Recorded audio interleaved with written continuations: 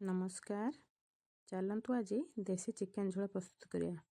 मु welcome करुच्ची मधुप्रसाद kitchen को। चलतु आज पूरा गाँ स्टाइल रे देसी चिकेन तरकारी आम प्रस्तुत करिबा।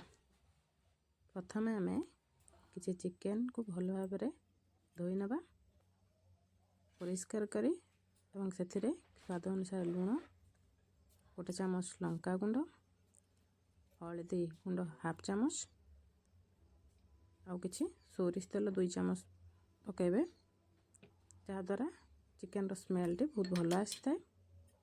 एवं दही 2 चामच सेतिरे ऐड करिबा एवं ताको हाथ रे भल भाव में मिक्स करनेबा। देखंतु ताको भल भाव में मिक्स करना परे ताको आमे आधा घंटा घोड़े मैरिनेट कर रखिदेबा। एबे आमे किसी गोटा मसला नबा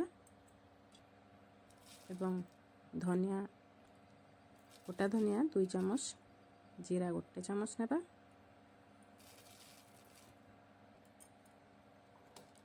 एवं अदा 50 ग्राम, रसुण 100 ग्राम नहीं भल भाव में ग्राइंड करनेबा। एबे आमे काटिथिबा आलू को भल भाव में भाजी नेबा।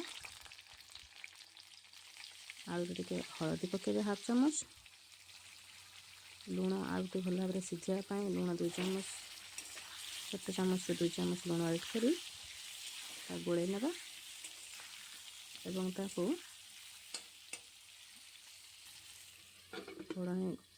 घोड़े देबा।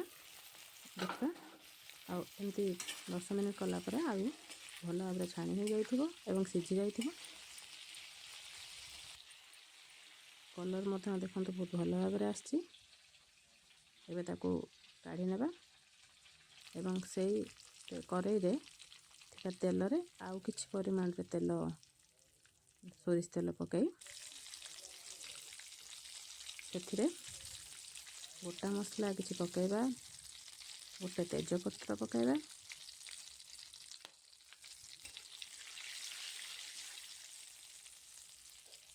एवं सेटा भाजी होला परे एथिरे आमे गोटे किलो चिकेन अनुसार आमे 200 ग्राम प्याज ऐड करिबा।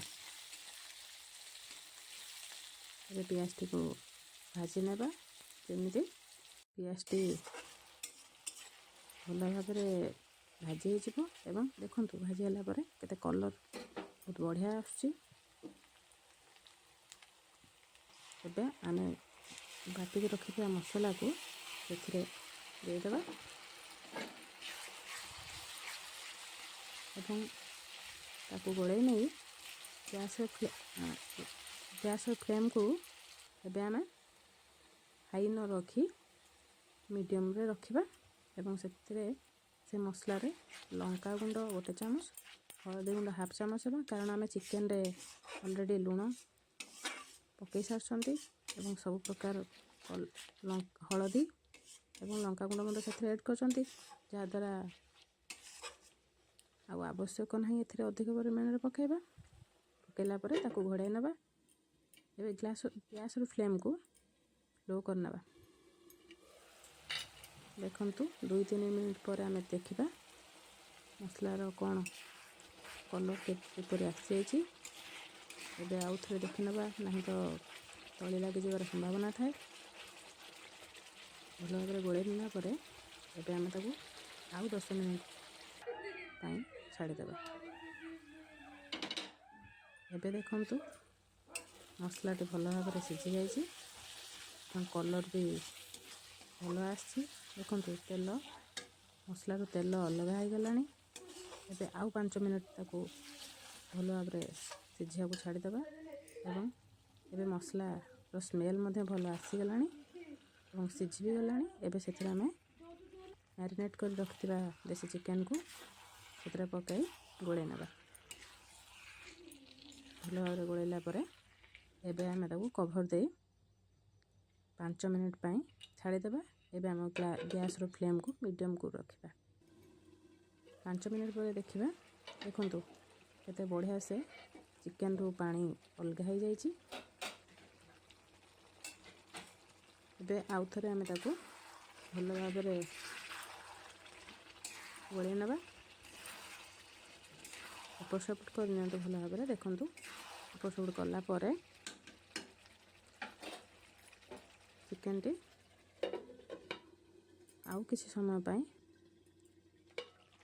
ଘୋଡ଼େଇ ନେବା ଏବଂ 5 ମିନିଟ୍ ପରେ ଦେଖନ୍ତୁ ତେଲ ମଧ୍ୟ ଅଲଗା ହେଇଗଲାଣି ଚିକେନରୁ।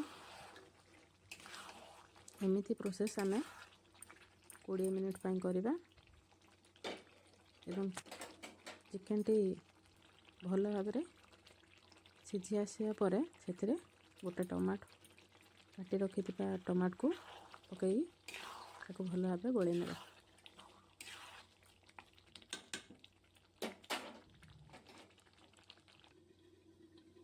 ଏବେ ତାକୁ କିଛି ସମୟ ପାଇଁ କଭर ଦେଇ ଛାଡ଼ିଦେବା। ଏବେ ଦେଖନ୍ତୁ ଚିକେନଟି ମଧ୍ୟ ଭଲ ଭାବରେ ସିଝି ଯାଇଛି।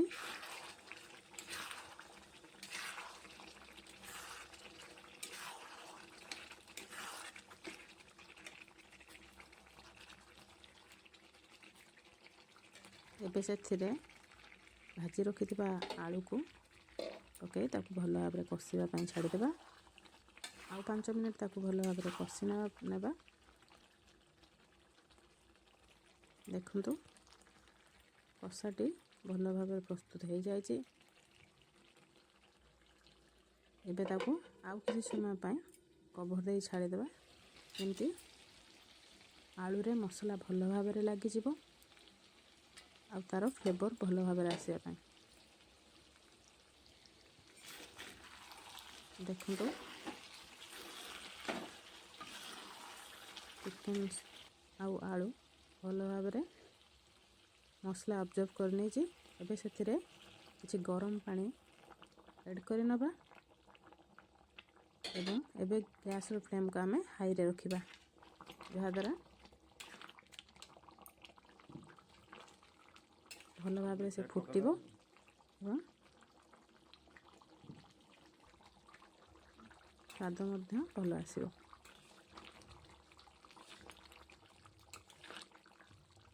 ଏମିତି 10 ମିନିଟ୍ ପାଇଁ ଆମେ ଫୁଟିବା ପାଇଁ ଛାଡ଼ିଦେବା। ଦେଖନ୍ତୁ ଏବେ ଚିକେନ ଭଲ ପ୍ରସ୍ତୁତ ହେଇଗଲାଣି ଆଉ ସେଥିରେ ଏବେ ଧନିଆ ପତ୍ର ଏଡ୍ କରିନେବା। ଏବେ ଚିକେନ କଷାଟି ଚିକେନ ଝୋଳ ଆମର ପ୍ରସ୍ତୁତ ହେଇଗଲା। ଦେଖନ୍ତୁ କଲର୍ କେତେ ବଢ଼ିଆ ଆସିଛି, ଦେଖିବାକୁ ଯେମିତି ସୁନ୍ଦର ଲାଗୁଛି, ଟେଷ୍ଟ ମଧ୍ୟ ବହୁତ ବଢ଼ିଆ। ଥରେ ଏଇଭଳି ପ୍ରଣାଳୀରେ ଘରେ ପ୍ରସ୍ତୁତ କରି ଖାଆନ୍ତୁ। ଦେଶୀ ଉପାୟରେ ଟେଷ୍ଟ ବହୁତ ଭଲ ଲାଗିବ। ଯଦି ଆପଣଙ୍କୁ ମୋ ଚ୍ୟାନେଲ୍ ବା ମୋ ରେସିପି ଭଲ ଲାଗିଥାଏ ତେବେ ଚ୍ୟାନେଲଟିକୁ ସବସ୍କ୍ରାଇବ୍ କରିବେ, ଲାଇକ୍ କରିବେ, ସେୟାର କରିବେ, ଭଲ ଲାଗିଲେ କମେଣ୍ଟ କରିବେ। ରହିଲି।